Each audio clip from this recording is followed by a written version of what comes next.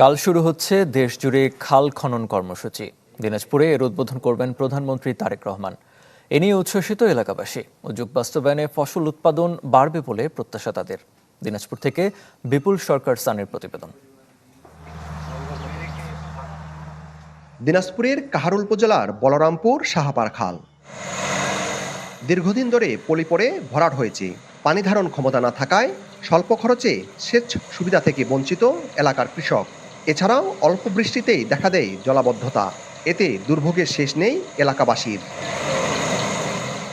দুর্ভোগ নিরসনে 12.2 কিলোমিটার খাল খনন কর্মসূচি হাতে নিয়েছে পানি সম্পদ মন্ত্রণালয়। সোমবার দিনাজপুরে গিয়ে এর উদ্বোধন করবেন প্রধানমন্ত্রী তারেক রহমান। নদী ক্ষরণের কারণে দুটোই উপকার। এক নম্বর, আমাদের এই বোটিং এর তোমার পানি ছেঁকা মেশিনগুলো মানে বোটিং এর লিগার থাকবে। 2 নম্বরে একটু মাছ টাছ চাষ করা যাবে। ওপারে ধান আবাদ করে বহুত, তাদের ধান আনা খুব কষ্ট হয়। তারপরে এইখানে যদি ওভার ড্রাম হয় তাহলে আমাদের মনে করো ধান আনা সহজ হবে।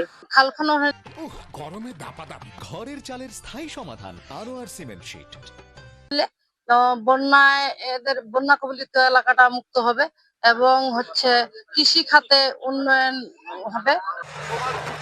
খাল খনন বাস্তবায়ন শেষে 2 ধারে 10,000 বৃক্ষরোপণ করবেন প্রধানমন্ত্রী। সেরকম একটা স্লোগান ছিল, খাল কাটা হলে সারা দূর হবে বন্যা খরা।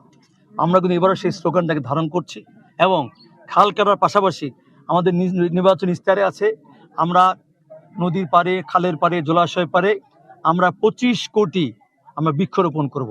অতীতে যে ধরনের দুর্নীতি হয়েছিল, মেগা দুর্নীতি হয়েছিল, সবকিছু বিবেচনা রেখে, মাথায় রেখে আমরা যে কাজটুকু করব সেটা আমরা সবসময় নিবিড় পর্যবেক্ষণে রাখবো।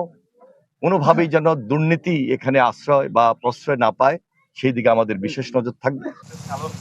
দিনাজপুরে প্রাথমিকভাবে 38টি খাল খনন ও পুনঃখনন কর্মসূচি হাতে নিয়েছে পানি উন্নয়ন বোর্ড, যার পরিমাণ 300 কিলোমিটারের বেশি।